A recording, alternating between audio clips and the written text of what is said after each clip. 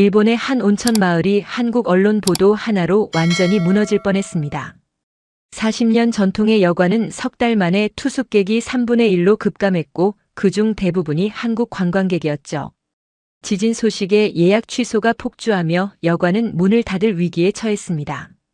하지만 이 이야기의 반전은 바로 여기서 시작됩니다. 한국인 단골 손님들이 남긴 한글 메시지, 그리고 위기의 순간에 나타난 이방인들. 두려움이 만든 빈자리를 채운 건 놀랍게도 진실과 연대였습니다. 한국 블로거의 등장으로 상황은 급변하기 시작하죠. 과연 이 여관은 살아남을 수 있었을까요? 그리고 한국인 손님들은 다시 돌아왔을까요?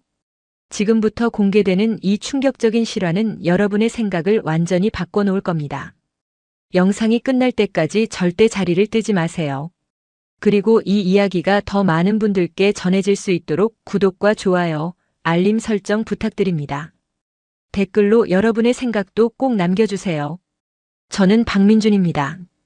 올해 35살이고 해외 특파원으로 일한 지는 벌써 10년째죠.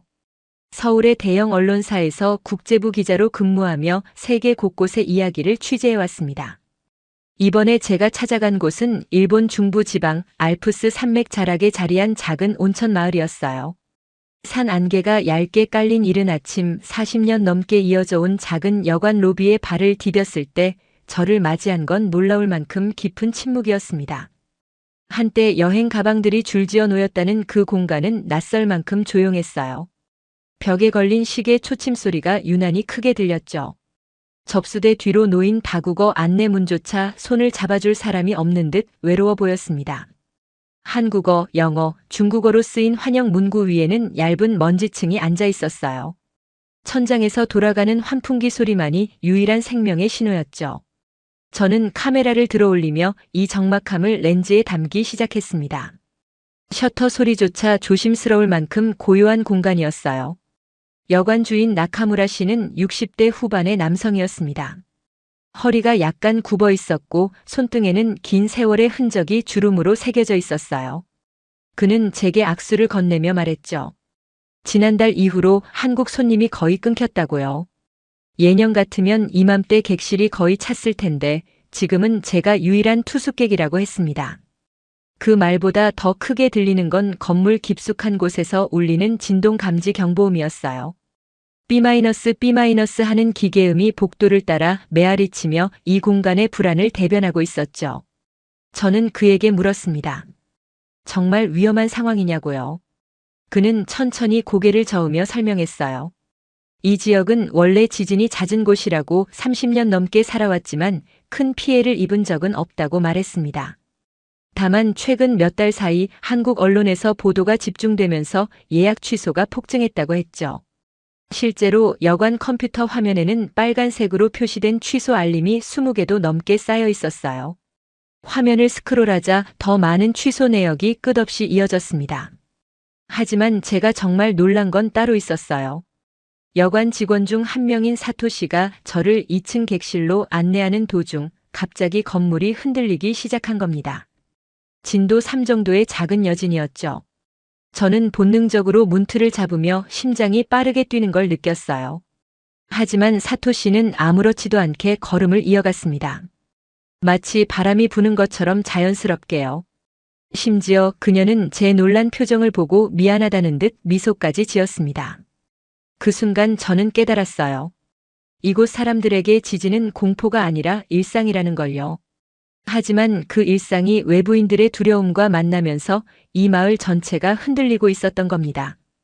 물리적 흔들림보다 더 무서운 경제적 흔들림이었죠. 땅이 흔들리는 건 몇 초면 끝나지만 사람들의 마음이 흔들리는 건 몇 달이고 이어지고 있었어요. 복도 끝 창문으로 보이는 온천수 연기는 여전히 뜨겁게 피어오르고 있었습니다.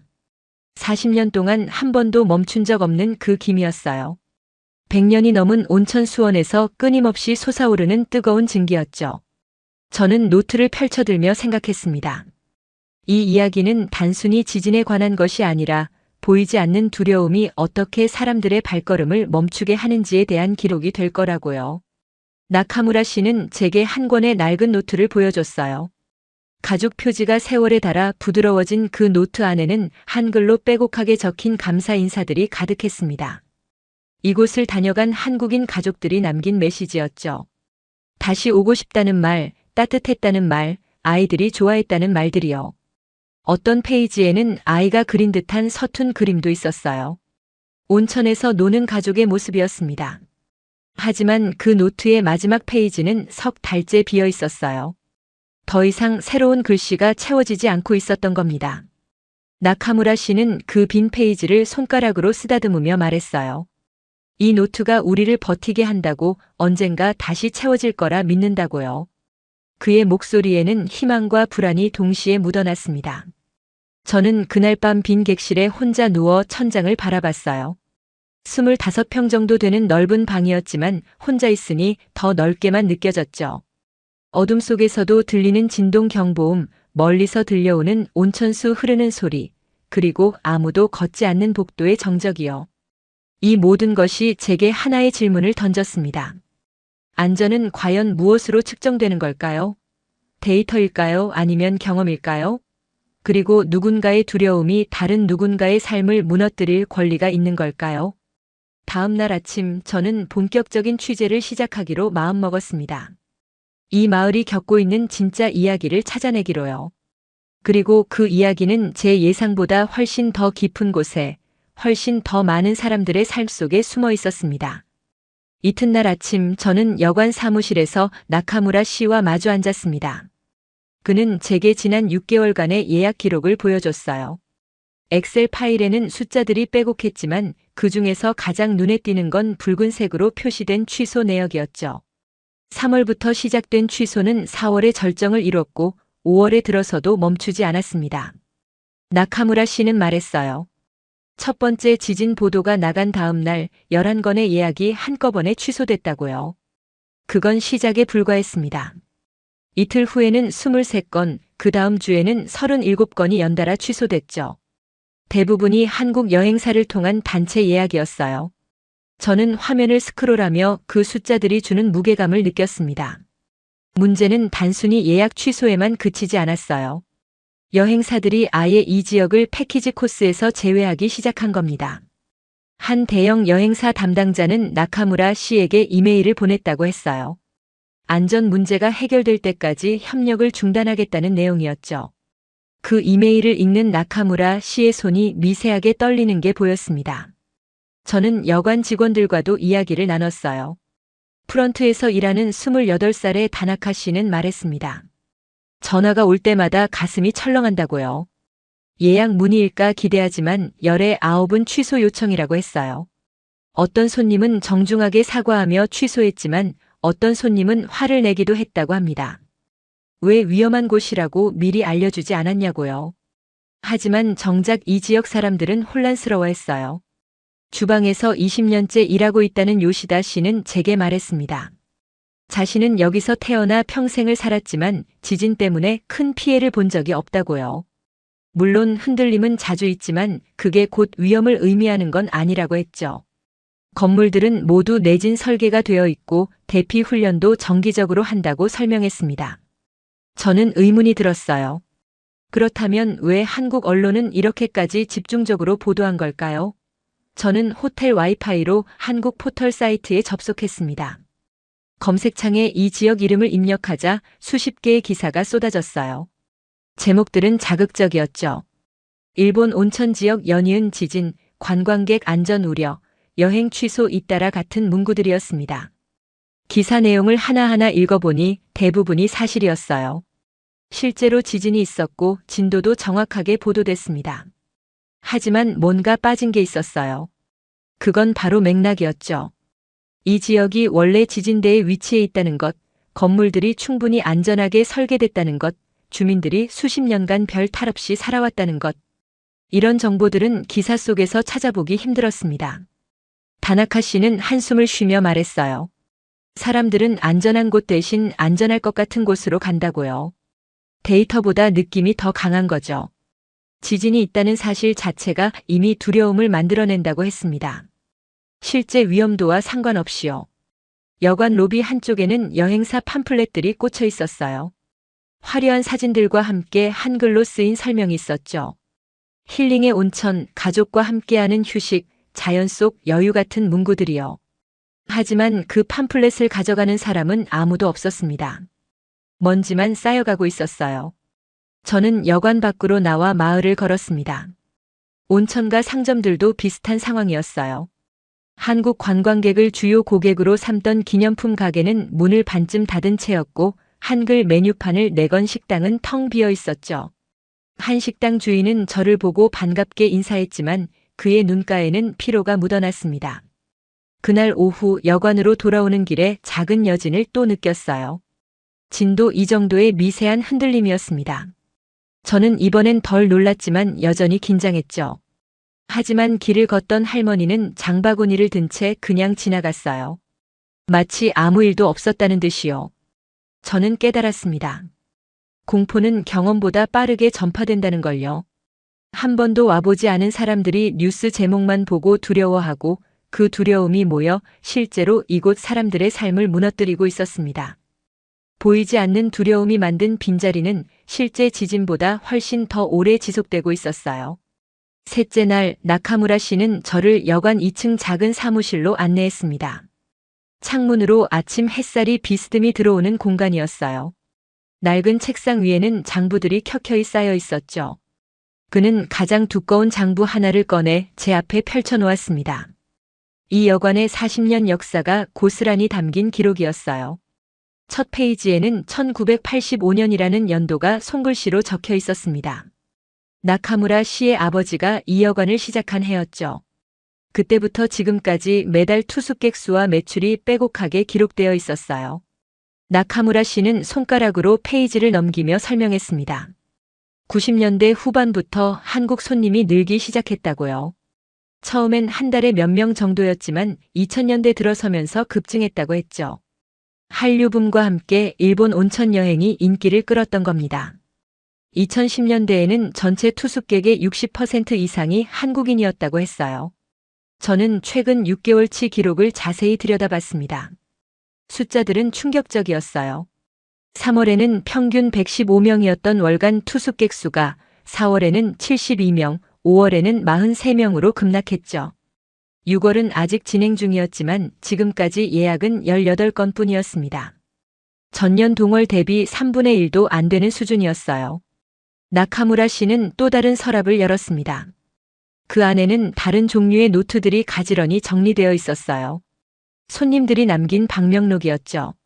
그는 그중 한 권을 꺼내 제게 건넸습니다. 표지에는 한국 손님 메시지라고 한글과 일본어로 쓰여 있었어요. 페이지를 넘기자 한글 메시지들이 쏟아졌습니다. 또 오고 싶다는 말, 아이들이 행복해했다는 말, 따뜻한 환대에 감사하다는 말들이요. 어떤 가족은 매년 같은 날짜에 방문한다며 6년 연속 메시지를 남겼더군요. 한 젊은 부부는 신혼여행 때 왔다가 첫 아이가 생긴 후 다시 왔다며 가족 사진을 붙여놨었습니다.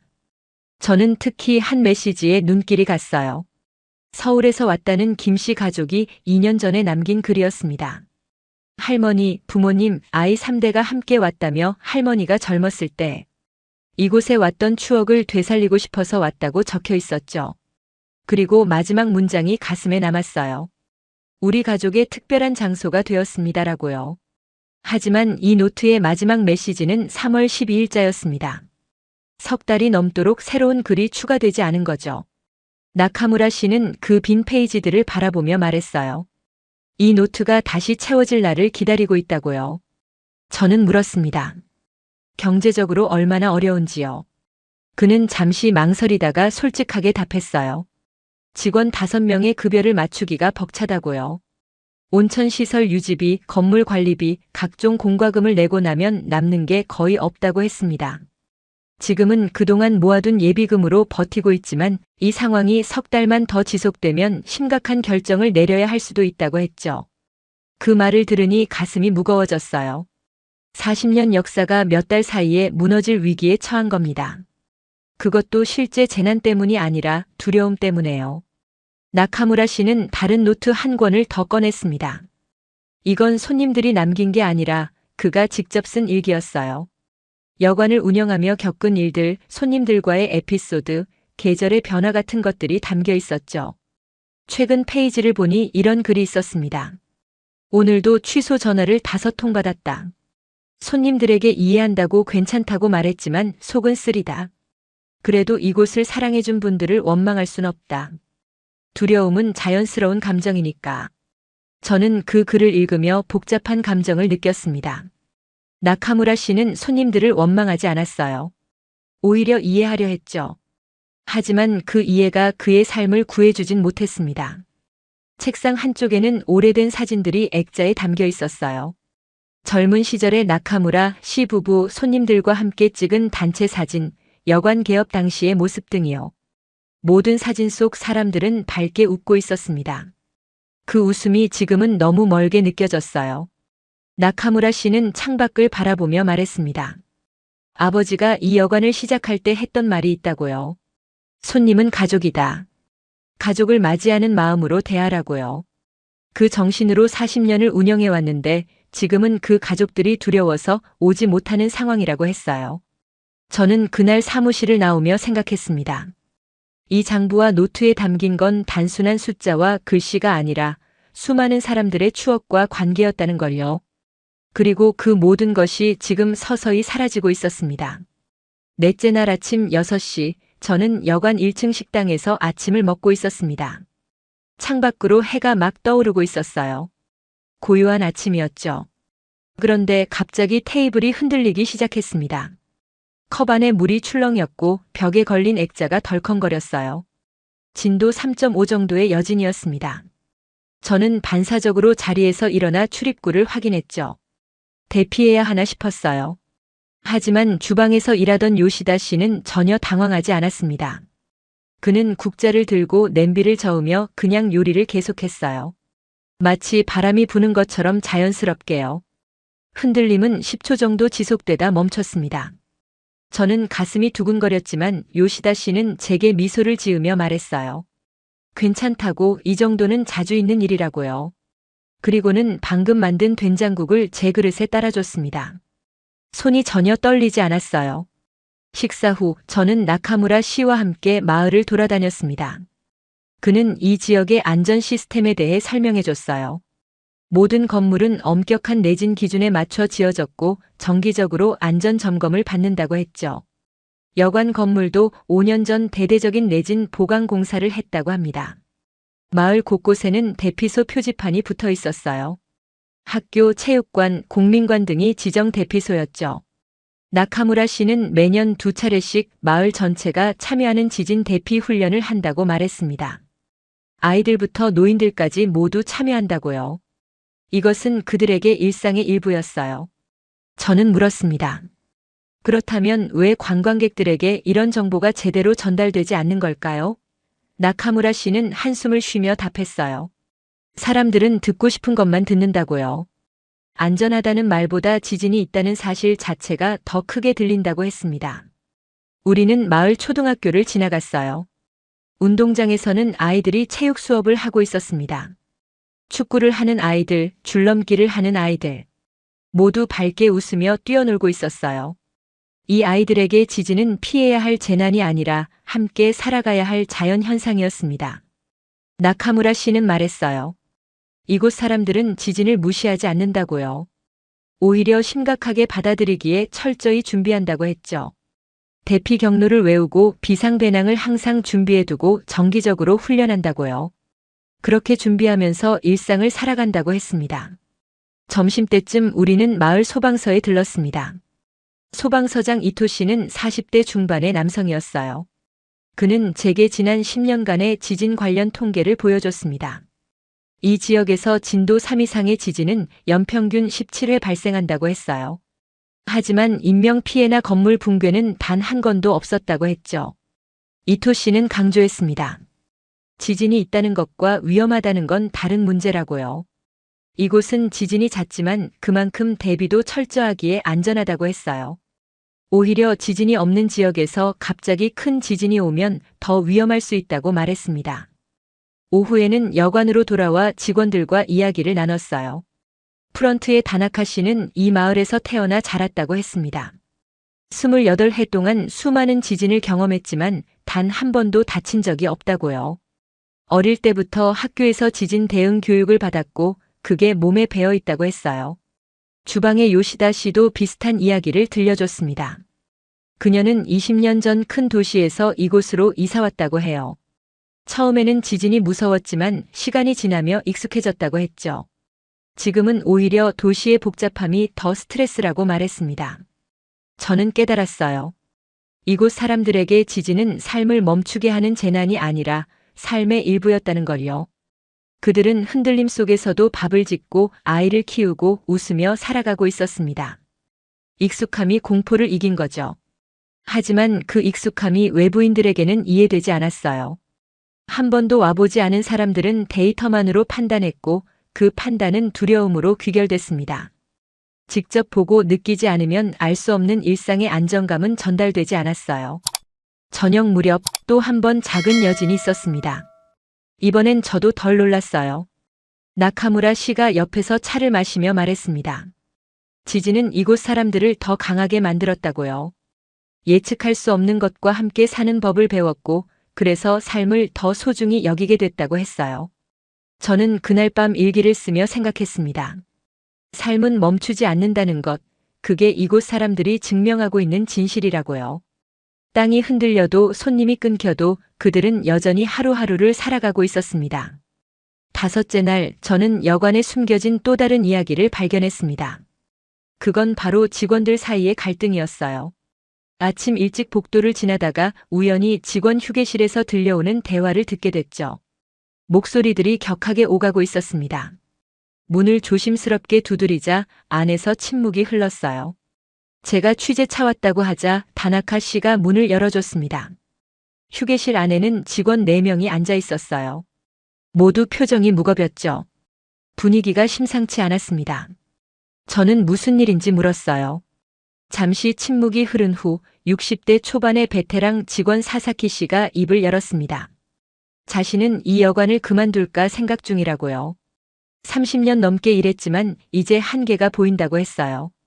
손님이 없는 여관에서 일할 이유를 찾기 힘들다고 말했습니다. 반면 젊은 직원인 25살의 스즈키 씨는 반대 의견이었어요. 지금 포기하면 안 된다고 조금만 버티면 상황이 나아질 거라고 했죠. 한국 손님들이 꼭 다시 올 거라고 믿는다고 했습니다. 하지만 그의 목소리에는 확신보다 간절함이 묻어났어요. 다나카 씨는 중간 입장이었습니다. 그녀는 말했어요. 버티고 싶지만 현실적으로 어렵다고요. 급여가 이미 2달째 삭감됐고 앞으로 더 줄어들 수도 있다고 했죠. 자신도 생활이 있는데 언제까지 희망만 가지고 버틸 수 있을지 모르겠다고 했습니다. 저는 나카무라 씨도 이 상황을 알고 있는지 물었어요. 사사키 씨가 고개를 끄덕였습니다. 사장님이 가장 괴로워하신다고요. 직원들 급여를 맞추려고 자신의 생활비까지 쪼개고 있다고 했어요. 하지만 그것도 한계가 있다고 말했습니다. 주방에서 일하는 요시다 씨는 다른 걱정을 털어놨어요. 손님이 줄면서 자신이 쓸모 없어진 기분이 든다고요. 20년간 손님들에게 요리를 만들어주는 게 삶의 보람이었는데 이제 그 보람을 느낄 기회가 없다고 했습니다. 빈 식당에서 혼자 요리하는 게 너무 허무하다고 했어요. 저는 물었습니다. 그렇다면 다들 어떻게 하고 싶은지요? 대답은 제각각이었어요. 사사키 씨는 당장은 아니지만 6개월 안에 결정을 내려야 한다고 했고 스즈키 씨는 끝까지 버티고 싶다고 했죠. 다나카 씨는 3개월만 더 지켜보고 싶다고 했습니다. 대화를 나누다 보니 갈등의 본질이 보였어요. 이건 단순히 직장을 그만두고 말고의 문제가 아니었습니다. 이곳은 그들에게 단순한 일터가 아니라 공동체였거든요. 함께 손님을 맞이하고 계절의 변화를 나누고 서로의 삶을 공유하던 곳이었어요. 그 공동체가 흔들리고 있었던 겁니다. 점심시간 저는 나카무라 씨와 따로 이야기를 나눴습니다. 그는 직원들의 고민을 모두 알고 있었어요. 어떻게든 붙잡고 싶지만 그들의 인생까지 책임질 수는 없다고 했죠. 특히 사사키 씨는 정년퇴직을 3년 앞두고 있는데 이런 상황에서 계속 일하게 하는 게 미안하다고 했습니다. 나카무라 씨는 또 다른 고민도 있었어요. 만약 직원들이 떠나면 여관 운영 자체가 불가능하다고요. 부부 둘이서는 이 규모를 감당할 수 없다고 했죠. 그렇다고 새 직원을 뽑을 수도 없는 상황이었습니다. 언제 손님이 돌아올지 모르는데 인건비를 늘릴 순 없으니까요. 오후에는 마을 상인의 모임이 있었어요. 저도 참관할 수 있었는데 분위기는 침울했습니다. 기념품 가게, 식당, 교통편 업체 등 12곳의 대표들이 모였지만 모두 비슷한 어려움을 겪고 있었어요. 한국 관광객 감소로 매출이 절반 이하로 떨어졌다고 했죠. 한 식당 주인은 말했어요. 자신은 한국어 메뉴판까지 만들고 한국 손님 입맛에 맞춰 요리법도 연구했다고요. 하지만 이제 그 메뉴판은 창고에 쌓여 있다고 했습니다. 6년간의 노력이 물거품이 된 기분이라고 했어요. 기념품 가게 주인은 더 절박했습니다. 한국 관광객을 주요 고객으로 삼아 한글 상품까지 제작했는데 재고가 산더미처럼 쌓였다고요. 반품도 안 되고 다른 데 팔 수도 없는 상품들이라고 했죠. 대출금 상환도 밀리고 있다고 털어놨습니다. 상인 회장은 시청에 지원을 요청했지만 돌아온 건 위로뿐이었다고 했어요. 지진은 자연재해지만 관광객 감소는 자연재해가 아니라서 재난지원금 대상이 안 된다고 했죠. 결국 각자 버티는 수밖에 없다고 말했습니다. 저는 모임을 지켜보며 가슴이 무거워졌어요. 땅의 균열보다 더 깊은 건 사람들 마음의 균열이었습니다. 서로를 믿고 함께 해온 공동체가 보이지 않는 두려움 앞에서 조금씩 갈라지고 있었어요. 누구도 원하지 않았지만 현실은 그들을 선택의 기로에 몰아넣고 있었습니다. 저녁 무렵 여관으로 돌아오니 복도는 여전히 조용했어요. 직원들은 각자의 자리에서 묵묵히 일하고 있었지만 그 침묵 속에는 수많은 고민과 두려움이 담겨 있었습니다. 여섯째 날 아침 놀라운 일이 벌어졌습니다. 프런트 데스크에 손님이 나타난 거예요. 석 달 만에 처음 보는 새 투숙객이었죠. 저는 복도에서 그 모습을 목격했는데 다나카 씨의 얼굴에 화색이 돌았습니다. 손님은 30대 초반으로 보이는 프랑스 남성이었어요. 큰 배낭을 메고 있었고 유창하지는 않지만 일본어로 대화했죠. 그는 자신을 지질학 연구자라고 소개했습니다. 이름은 피에르였어요. 그는 바로 이 지역의 지진 활동을 연구하러 왔다고 했어요. 나카무라 씨가 급히 내려와 그를 맞이했습니다. 목소리에는 감격이 묻어났어요. 피에르는 웃으며 말했죠. 자신은 지진이 있는 곳을 연구하는 사람이라고, 오히려 이런 때 와야 의미 있는 데이터를 얻을 수 있다고요. 위험을 피하는 게 아니라 이해하려 한다고 말했습니다. 점심때쯤 또 다른 손님이 도착했어요. 일본 북부 홋카이도에서 왔다는 60대 부부였습니다. 그들은 10년 전 이곳에서 결혼 기념일을 보낸 적이 있다고 했어요. 뉴스를 보고 걱정이 돼서 직접 확인하러 왔다고 했죠. 그리고 이곳이 여전히 아름답다는 걸 보여주고 싶어서 왔다고 말했습니다. 부부는 나카무라 씨를 꼭 안아줬어요. 오랜 친구를 만난 것처럼요. 부인은 말했습니다. 지진 때문에 사람들이 오지 않는다는 소식을 듣고 가슴이 아팠다고요. 자신들에게는 너무나 소중한 장소인데 그곳이 어려움을 겪고 있다는 게 안타까웠다고 했어요. 오후에는 더 놀라운 손님이 왔습니다. 70대 후반의 할머니였어요. 지팡이를 짚고 천천히 걸어 들어왔죠. 그녀는 이 마을 출신이지만 30년 전 도쿄로 이사했다고 했습니다. 뉴스에서 고향이 어려움을 겪는다는 걸 알고 늙은 몸이지만 돕고 싶어서 왔다고 했어요. 할머니는 한 달 숙박비를 미리 냈습니다. 그리고 말했어요. 자신은 여기서 태어나 자랐고 이곳의 지진과 함께 살아왔다고요. 한 번도 무섭다고 생각한 적 없다고 했죠. 오히려 이 땅이 살아 숨쉬고 있다는 증거라고 말했습니다. 저녁 무렵 프런트에서 전화벨이 울렸어요. 다나카 씨가 받더니 놀란 표정을 지었습니다. 한국에서 걸려온 전화였거든요. 통화를 마친 그녀는 나카무라 씨에게 달려갔어요. 한국인 단골 손님이 다음 달에 온다고 예약했다는 겁니다.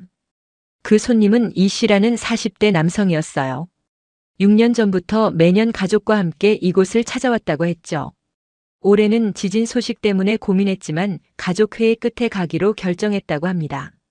아이들이 이곳을 너무 좋아한다고 지진보다 그 추억이 더 소중하다고 말했어요. 나카무라 씨는 전화를 끊고 한참을 그 자리에 서 있었습니다. 눈가가 붉어졌어요. 다나카 씨도 눈물을 훔쳤죠. 석 달간의 침묵을 깬 목소리들이었습니다. 많지는 않았지만 그 의미는 컸어요. 저녁 식사 때 새로 온 손님들과 함께 식탁에 앉았습니다. 피에르는 자신의 연구에 대해 설명했어요. 지진은 두려움의 대상이 아니라 이해의 대상이라고 했죠. 데이터를 모으고 분석하면 더 안전한 대비책을 만들 수 있다고 말했습니다. 홋카이도 부부는 사진을 보여줬어요. 10년 전 이곳에서 찍은 사진들이었죠. 젊은 시절의 그들 온천에 앉아 웃고 있는 모습, 마을을 산책하는 장면들이요. 그리고 오늘 똑같은 장소에서 찍은 사진을 보여줬습니다. 10년이 지났지만 풍경은 거의 그대로였어요. 부인은 말했습니다. 이 사진들을 SNS에 올릴 거라고요. 지진이 있어도 이곳은 여전히 아름답다는 걸 보여주고 싶다고 했죠. 사람들이 두려움 때문에 이런 곳을 놓치는 게 안타깝다고 말했습니다. 할머니는 옛 이야기를 들려줬어요. 자신이 어렸을 때도 지진이 잦았지만 사람들은 그냥 살았다고요. 오히려 지진이 있을 때마다 이웃끼리 더 챙기고 서로 확인하며 유대감이 깊어졌다고 했어요. 자연재해는 두려운 것이지만 동시에 사람을 연결하는 것이기도 하다고 말했습니다. 식사를 마치고 피에르는 작은 제안을 했어요. 자신의 연구 결과를 여관 홈페이지에 올리면 어떻겠냐고요. 이 지역의 지진 활동에 대한 과학적 분석과 안전성 평가를 공유하면 사람들의 막연한 두려움을 줄일 수 있을 거라고 했죠. 나카무라 씨는 좋은 생각이라며 고개를 끄덕였습니다. 홋카이도 부부도 자신들의 사진과 후기를 제공하겠다고 했어요. 할머니는 이 마을의 역사와 지진과 함께 살아온 이야기를 글로 쓰겠다고 했습니다. 그날 밤 여관 로비는 오랜만에 웃음소리로 가득 찼어요. 손님은 많지 않았지만 그 웃음은 진심이었습니다. 저는 깨달았죠. 위기의 순간에 나타나는 사람들이 있다는 걸요. 두려움을 선택한 사람들도 있지만 연대를 선택한 사람들도 있었습니다. 7째 날 마을에 작은 변화가 시작됐습니다. 홋카이도 부부가 SNS에 올린 사진이 화제가 되기 시작한 거예요. 일본 여행 커뮤니티에서 공유되며 댓글들이 달리기 시작했죠. 대부분 긍정적인 반응이었습니다. 한 댓글은 이렇게 적혀 있었어요. 뉴스만 보고 위험하다고 생각했는데 실제로 가본 사람의 후기를 보니 생각이 바뀌었다고요. 다른 사람은 이런 때 오히려 가보고 싶다고 썼습니다. 붐비지 않아서 더 좋을 것 같다는 댓글도 있었어요. 나카무라 씨는 이 변화를 감지했습니다. 그는 직원들을 모아 회의를 열었어요. 지금이 기회라고 말했죠. 직접 목소리를 내야 한다고 했습니다. 침묵하고 기다리기만 해서는 안 된다고요. 다나카 씨가 제안했어요. 여관 홈페이지를 새롭게 만들면 어떻겠냐고요. 지진에 대한 정확한 정보, 안전시설, 대피 훈련 내용 등을 투명하게 공개하자고 했죠. 그리고 매일 여관 상태를 영상으로 찍어 올리자고 제안했습니다. 피에르도 도움을 주겠다고 나섰어요. 자신의 연구 데이터를 제공하고 지진의 과학적 메커니즘을 쉽게 설명하는 글을 쓰겠다고 했죠. 사람들이 막연히 두려워하는 게 아니라 정확히 이해하고 판단할 수 있도록 돕겠다고 말했습니다. 오전 중에 마을 상인회장이 여관을 찾아왔어요. 그는 제안을 가져왔습니다. 마을 전체가 협력해서 공동 홍보를 하자고요. 각 상점이 서로의 상품을 소개하고 패키지 형태로 할인 혜택을 주자는 아이디어였어요. 기념품 가게에서 쿠폰을 주면 식당에서 할인을 받고 식당 영수증을 보여주면 여관에서 온천 입욕권을 제공하는 식이었죠. 서로 살리기 위한 연대였습니다. 나카무라 씨는 흔쾌히 동의했어요. 점심때 마을 청년 모임에서도 나섰습니다. 20대 중반의 젊은이들 5명이 여관을 찾아왔어요. 그들은 영상 제작자, 사진작가, 디자이너 등이었죠. 마을을 위해 무료로 홍보 콘텐츠를 만들어주겠다고 제안했습니다. 그들은 말했어요. 자신들도 이 마을에서 자랐고 지금도 살고 있다고요. 이 마을이 사라지는 걸 보고만 있을 수 없다고 했죠. 전문성을 살려 도울 수 있는 일을 하고 싶다고 말했습니다. 오후부터 본격적인 작업이 시작됐어요. 청년들은 드론을 띄워 마을의 아름다운 풍경을 촬영했습니다. 산, 온천, 전통 건물들이 영상에 담겼죠. 그리고 나카무라 씨 직원들, 손님들과 인터뷰를 진행했어요. 홋카이도 부부는 인터뷰에서 말했습니다. 10년 동안 여러 온천을 다녀봤지만 이곳만큼 따뜻한 곳은 없었다고요. 지진은 자연현상이고 완벽히 통제할 순 없지만 이곳 사람들은 그것과 함께 사는 법을 알고 있다고 했어요. 피에르는 과학적 데이터를 보여주며 설명했습니다. 이 지역의 지진 활동은 예측 가능한 패턴이 있고 건물들의 내진 설계는 일본 최고 수준이라고요. 통계적으로 볼 때 이곳은 지진이 잦지만 안전하다고 강조했습니다. 저녁 무렵 놀라운 소식이 들려왔어요. 한국의 한 여행 블로거가 이곳에 오겠다고 연락한 겁니다. 그는 10만 명의 구독자를 가진 유명 블로거였어요. 지진 소식을 듣고 오히려 진실을 확인하고 싶어졌다고 했죠. 블로거 김민수 씨는 전화로 말했습니다. 요즘 사람들이 두려움에 휩싸여 정확한 판단을 못하는 것 같다고요. 자신이 직접 가서 보고 정확한 정보를 전달하고 싶다고 했어요. 이틀 후 도착 예정이라고 했습니다. 다나카 씨는 울먹였어요. 석 달 만에 처음 듣는 한국어 예약 전화였거든요. 그것도 적극적으로 오고 싶다는 의사를 밝힌 손님이었죠. 나카무라 씨는 그녀의 어깨를 다독였습니다. 그날 밤 여관 회의실에서 작은 파티가 열렸어요.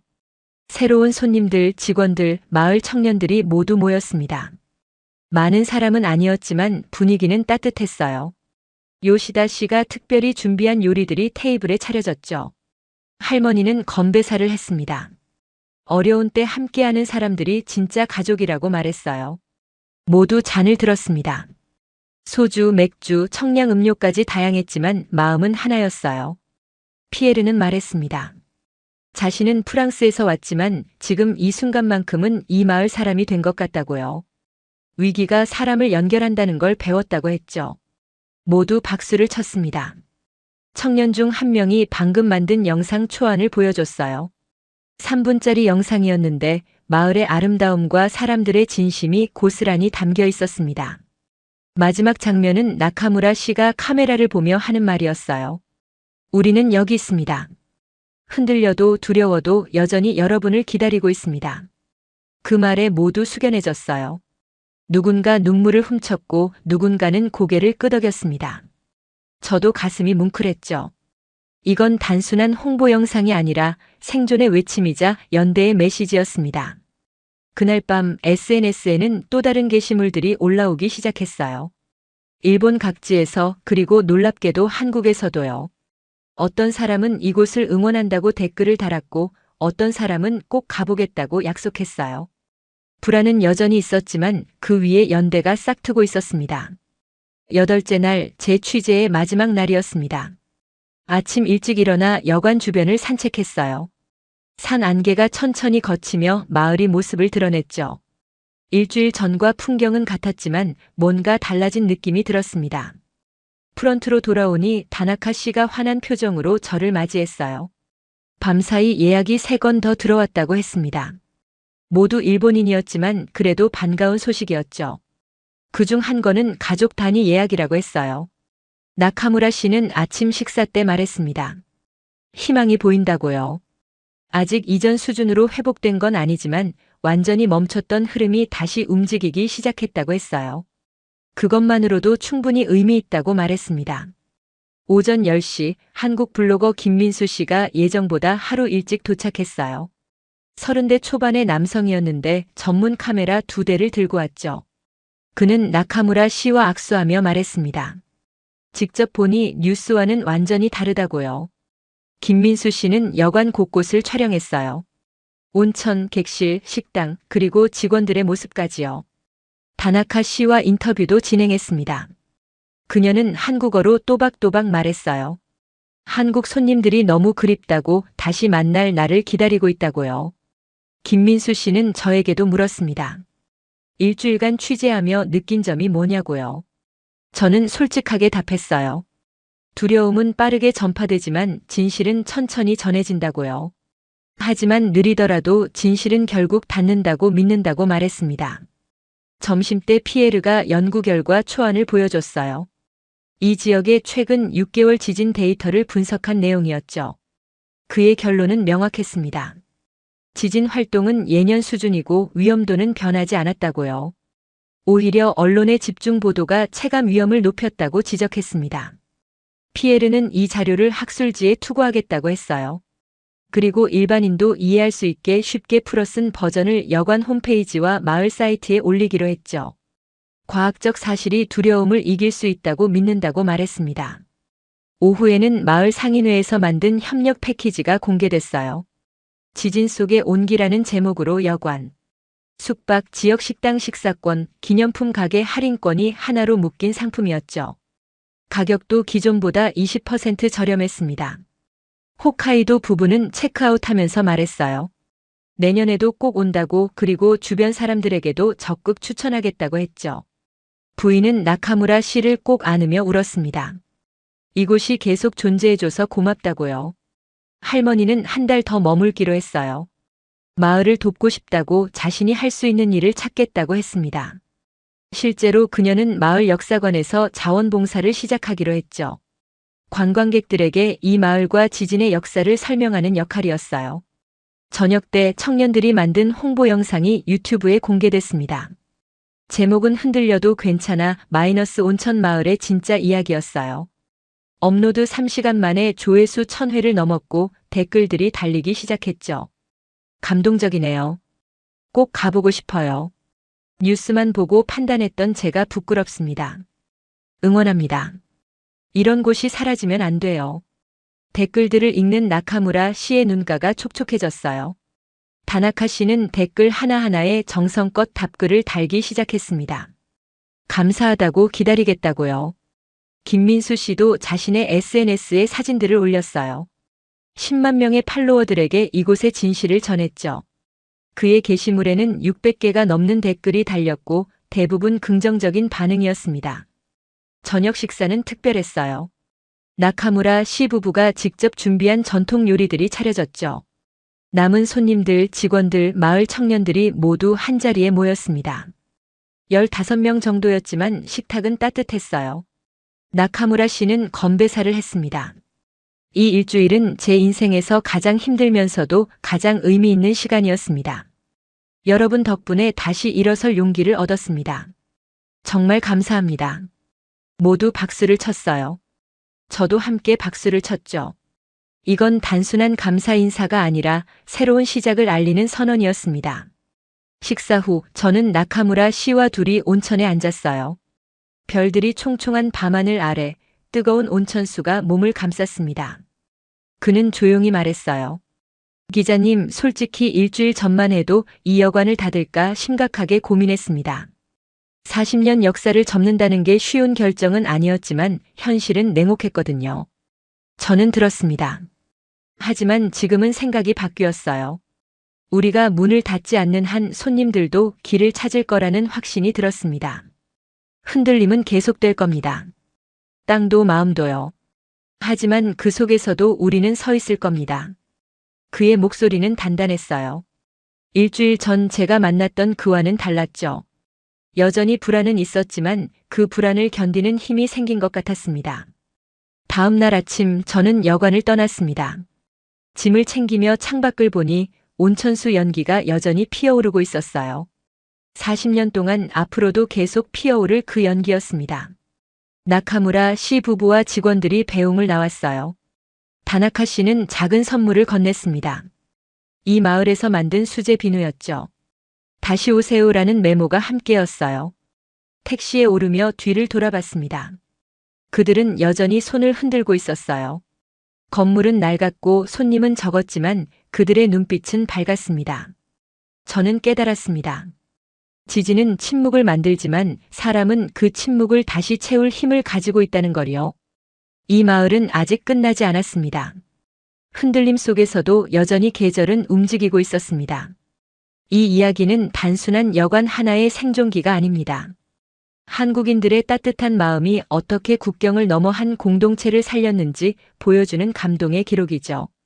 한글로 빼곡히 채워진 방명록, 위기의 순간에 예약을 넣은 한국인 블로거, 그리고 다시 찾겠다고 약속한 단골 손님들. 한국인의 의리와 신뢰가 40년 전통을 지켜낸 겁니다. 세계 어느 나라 사람들이 이렇게까지 할 수 있을까요? 두려움 속에서도 진실을 찾아 나서고 SNS를 통해 연대하며 막연한 공포보다 경험과 관계를 선택하는 모습. 이것이 바로 한국인이 가진 특별한 힘입니다. 지금도 그 여관 로비에는 한국어 안내문이 걸려 있고 한글 메시지 노트는 다시 채워지고 있습니다. 우리의 선택 하나하나가 누군가의 삶을 바꿀 수 있다는 사실 잊지 마세요. 이 이야기가 감동적이셨다면 구독과 좋아요로 응원해주세요. 알림 설정을 눌러주시면 더 많은 감동 스토리를 가장 먼저 만나보실 수 있습니다. 댓글로 여러분의 이야기도 들려주세요. 들려주세요. 들려주세요. 들려주세요. 들려주세요.